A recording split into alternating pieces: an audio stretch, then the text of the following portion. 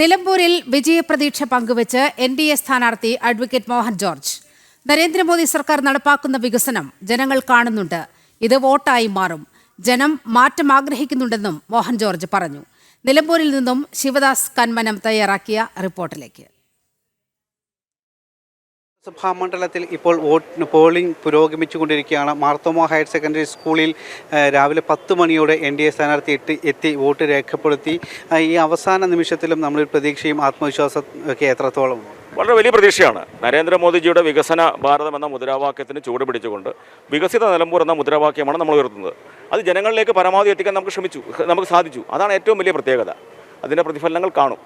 ഇന്നും നാളെയൊക്കെ ഉണ്ടാവും ആ പ്രതിഫലനങ്ങൾ. ശക്തമായൊരു പ്രചാരണമായിരുന്നു നമ്മൾ ഈ കഴിഞ്ഞ ദിവസങ്ങളിലൊക്കെ നടത്തിയത്. അതിൻ്റെ കൃത്യമായൊരു പ്രതിഫലനം ഉണ്ടാകും. തീർച്ചയായിട്ടും പ്രതിഫലം ഉണ്ടാകും.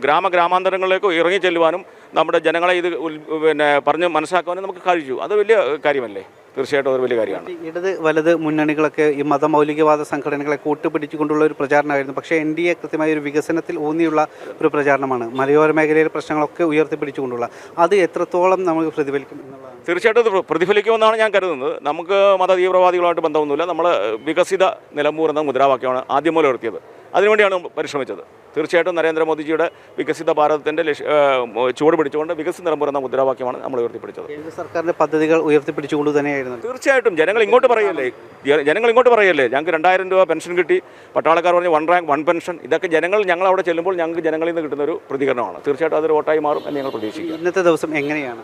ഇന്നത്തെ ദിവസം ഞാൻ ഇപ്പോൾ ഇവിടെ വന്ന് വോട്ട് ചെയ്തു. രാവിലെ കുറച്ച് ബൂത്തുകളിൽ പോയി. ഇനിയും ബൂത്തുകളിലേക്ക് പോകാനാണ്. നമ്മുടെ നേതാക്കന്മാരൊക്കെ എൻ്റെ കൂടെ ഉണ്ട്. പലരും ഞങ്ങൾ അങ്ങനെ ഒരു സംവിധാനം ചെയ്തിരിക്കുന്നത്. പരമ്പരാഗത വോട്ടുകൾക്കപ്പുറം ഉള്ള പുതിയ വോട്ടുകൾ കൂടി ലഭിക്കും എന്നുള്ള. തീർച്ചയായിട്ടും നാനാജാതി മതവിഭാഗങ്ങളുടെ വോട്ടുകൾ നമുക്ക് ലഭിക്കും. നല്ലൊരു മുന്നേറ്റം ഉണ്ടാവും എന്നാണ് ഞാൻ പ്രതീക്ഷിക്കുന്നത്. തീർച്ചയായും അത്തരത്തിൽ തന്നെയാണ്. നല്ലൊരു മുന്നേറ്റം, മികച്ച മുന്നേറ്റം തന്നെ ഈ മണ്ഡലത്തിൽ ഉണ്ടാകും എന്ന് തന്നെയാണ് അവസാന നിമിഷത്തിലും ഈ NDA സ്ഥാനാർത്ഥി അഡ്വക്കേറ്റ് മോഹൻ ജോർജ് പ്രതികരിക്കുന്നത്.